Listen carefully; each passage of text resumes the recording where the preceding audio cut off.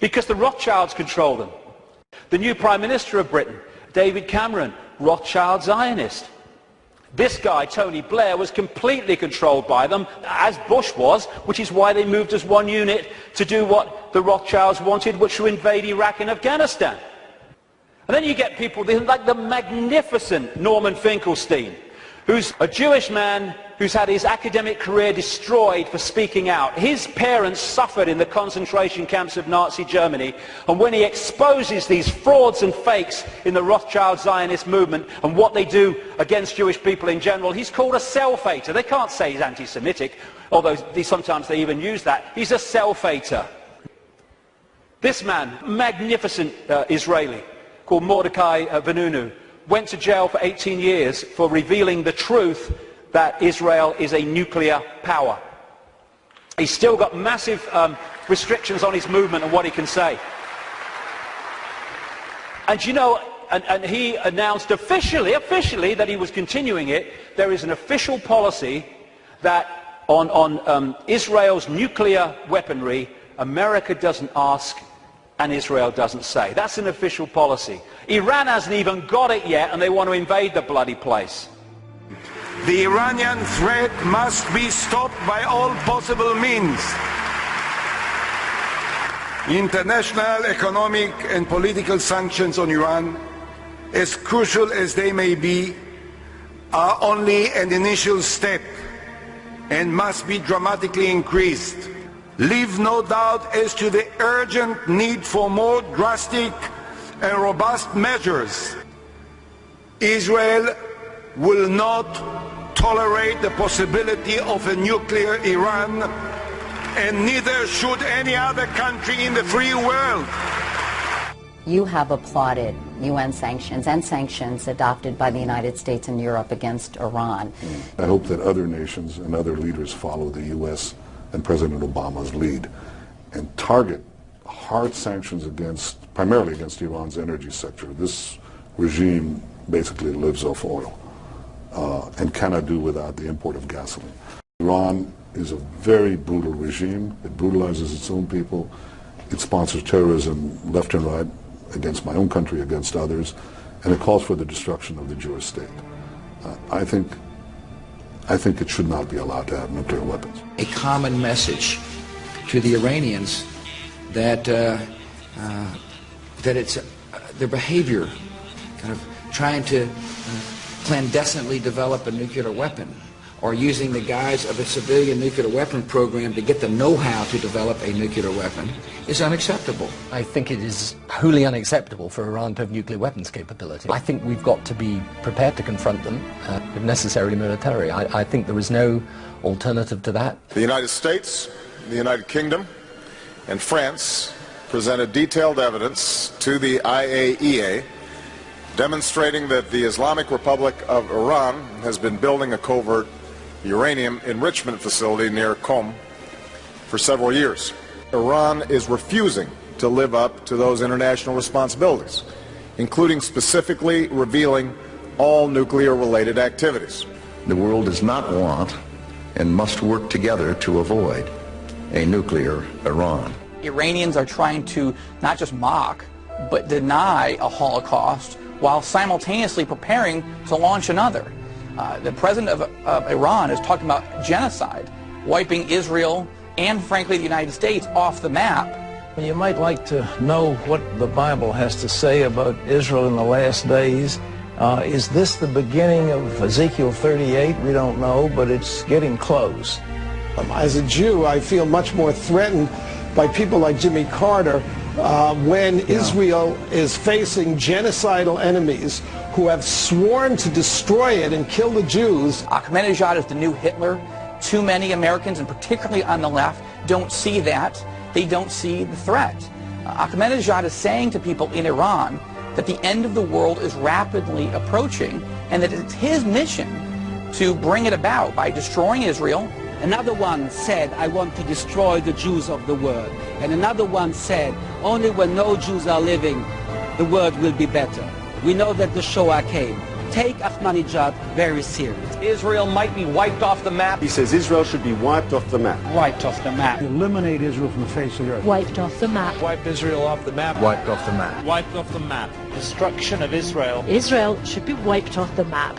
Are we going to have to wait until there's a mushroom cloud over Jerusalem? Nearly half of the U.S. believes we will eventually have to take military action against Iran, according to our new Fox poll. I'd love to think there's something to negotiate with Iran about, but you have a president there who his sworn aim is to wipe Israel off the face of the map and kill every Jew in the Middle East. The regime in Iran is very aggressive indeed, and have made, they may not mean it, and we don't know, but you've got to take them at their word. If they say, if the leader of Iran says he wants to wipe Israel off the face of the earth. He didn't say that, and you know very well he didn't say that. He said he wanted Zionism to be wiped off the page of history, just like he said Nazism and communism.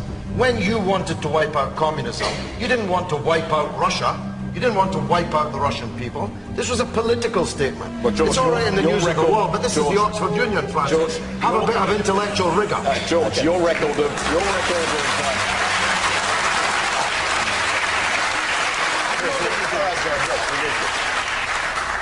If you're suggesting that there's going to be a full military invasion of Iran... No, I'm not suggesting that. James, I'm not suggesting that.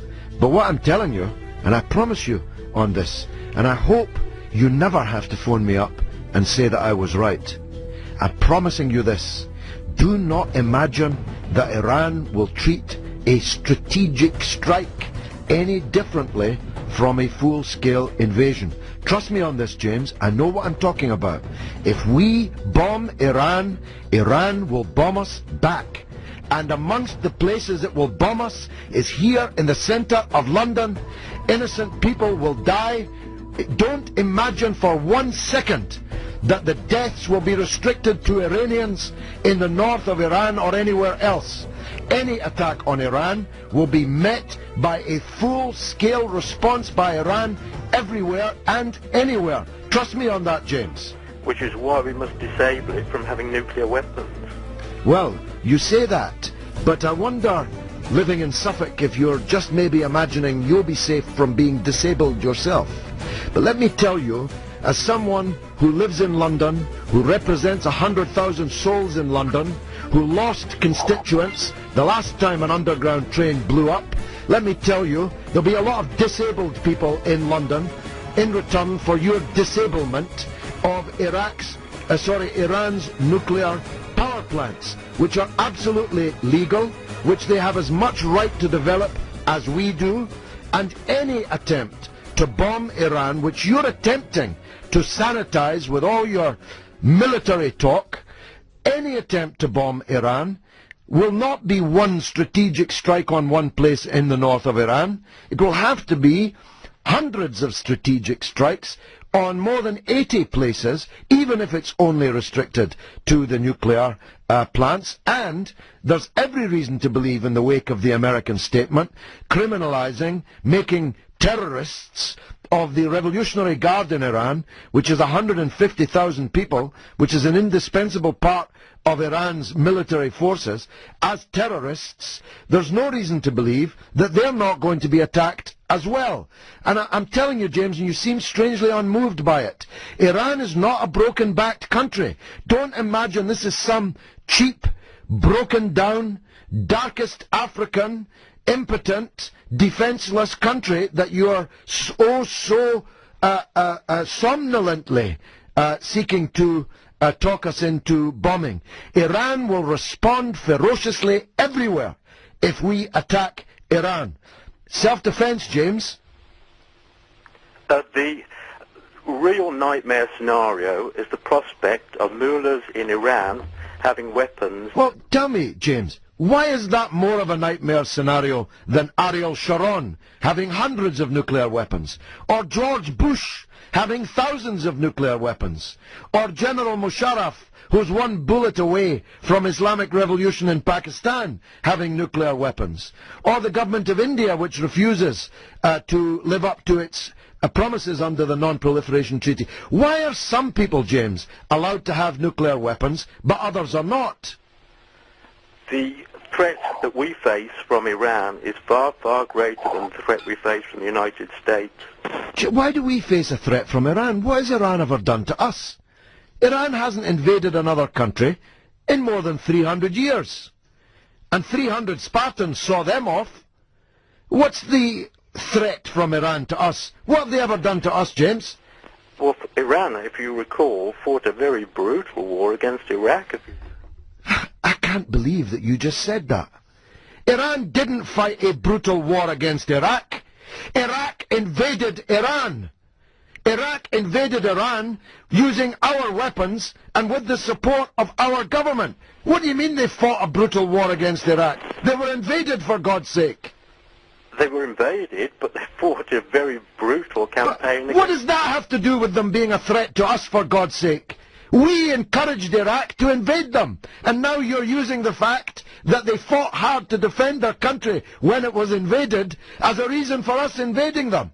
You're going to give me a heart attack, James. I better go on. Because of the propaganda, we equate Zionism with Jewish people. It's not how it is. It's to a very, very large extent. How many people know this? How many Jewish people around the world are protesting, have organizations created to protest against Zionism? Zionism and Judaism are diametrically opposed. Zionism is state-organized terror. How many times do we see this in the newspapers? Never. End of Zionism equals peace. Israel, stop killing Palestinians. I am Jewish and I want that. Why don't we hear about this? We condemn any Zionist aggression against Iran. I thought every Jewish person in the world wanted to bomb Iran. That's what the media seem to give us an indication about. Another Jew against Zionism. Over and over. Zionist spokesmen do not represent world Jewry. How many people, I thought Ahmadinejad of Iran is supposed to be the great demon of all Jewish people. Ah, look at it. The demonization comes from Rothschild Zionism. And to shut people up, the Rothschilds have created organizations like the Anti-Defamation League. They haven't sent me a bloody Christmas card for years, these people. I don't want to upset them or what. But I'm speaking in New York in October. That could be funny.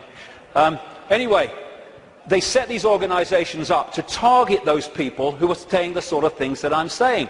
The idea is to throw you're a racist at people, so to shut them up or to discredit them. Like I say, I don't give a shit. You throw it, son, and I'll hit the bugger back.